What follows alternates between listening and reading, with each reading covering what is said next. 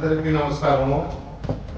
సభా అధ్యక్షులు NRI Covid Telugu Desam party అధ్యక్షులు వారు అక్కిలి నాగేంద్ర బాబు గారికి ఈ సన్మాన సభకు మా ఆహ్వానం మేరకు ఈరోజు అందరికీ డ్యూటీలో ఉన్నప్పటికీ కూడా మా ఆహ్వానాన్ని మళ్ళీ గౌరవించి మీరు పనిచేసే కాడ పర్మిషన్ తీసుకొని మా కోసం ఇంత దూరం వచ్చి ఈ సన్మాన సభను ఇంత సక్సెస్ చేసినందుకు మీ అందరికీ పేరు పేరు నా ఆత్మపూర్వకంగా మీకు శిరస్సు వంచి నమస్కరిస్తున్నాను. మొదటిసారి అదిచా మీరు నా పక్కన అదిచా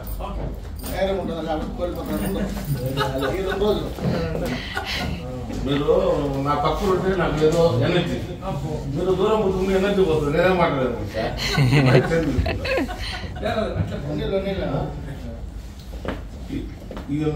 నాకు ఈ రాజకీయం ఈ సభలకు మొదటిసారిగా నా ఫ్యామిలీతో నా అన్నదమ్ముళ్ళు నా ఫ్యామిలీ మెంబర్స్ రావడం ఇదే మొదటిసారి.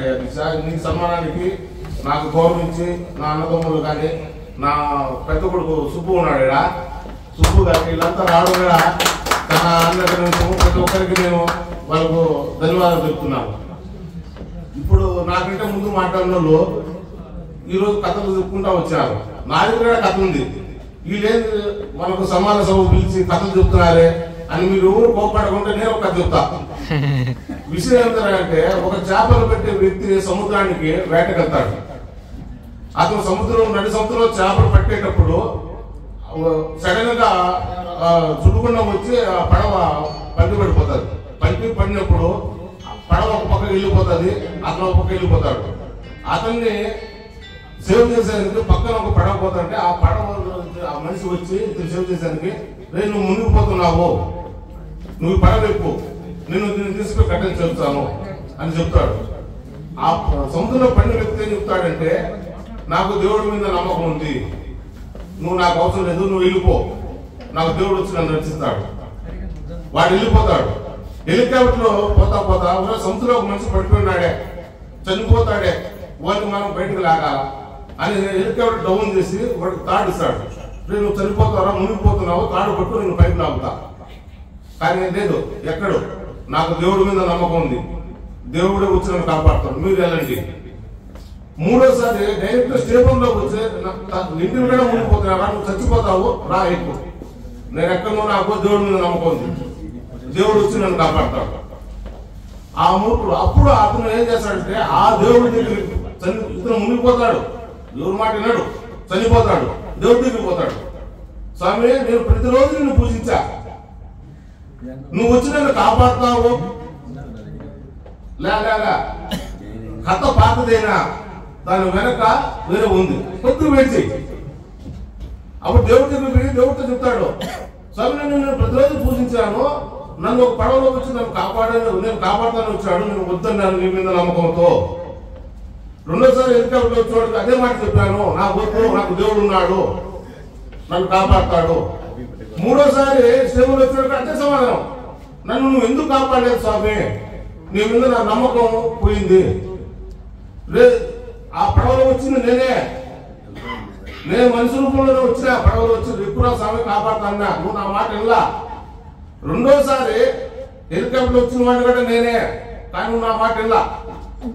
మూడోసారి స్టీమర్లో వచ్చిన కూడా నేనే, నా మాట వినలా. స్వామి నాకు ఎట్ట తెలుస్తుంది నువ్వు మనిషి రూపంలో వచ్చినావే అని అడిగినప్పుడు, నేను దేవుడి రూపంలో వచ్చే ప్రపంచము కాలిపోతుంది, నేను ఏ సేవ చేశాను, నేను వచ్చేది మనిషి రూపంలోనే. ఆ రూపమే ఈ అక్కిలి నాగేంద్ర బాబు, ఆ రూపమే మనిషి రూపంలో వచ్చిన రూపమే ఈ అక్కిలి నాగేంద్ర బాబు.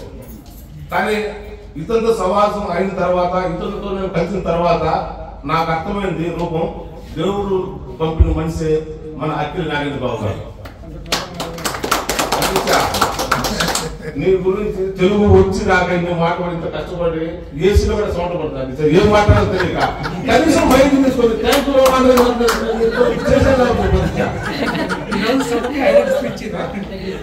ఇంకొక విషయం ఏంటంటే, ఏమనుకోదు, ఒక 2-3 నిమిషాలు ముగిస్తాను. ఒక రెస్టారెంట్ దగ్గర ఒక చిలుక, ఒక కాకి, ప్రతి అదొక మీద పోతుంది, అదొక మీద పోతారు. కానీ ఆ రెస్టారెంట్ ఏదో బయట వెతుకు తింటాయి పోతాయి. కొన్ని ఏళ్ళకి అట్లే జరుగుతూ ఉంటుంది. ఒకసారి అనుభవం పరిస్థితుల్లో ఆ రెస్టారెంట్ కాలిపోతుంది. కాలిపోయినప్పుడు ఆ కుండలో దాన్ని ఆరిపోయే ప్రయత్నం కొంతమంది చేస్తూ ఉంటారు. అప్పుడు ఆ చిలుక నేను కూడా ఏదో సాయం చేయాలా అని ఆ చిలుక పోయి నీళ్ళు గంట నోట్లు తీసుకొచ్చి 1 అబ్బో 2 అబ్బో దాన్ని సిద్ధం వేస్తూ ఉంటుంది.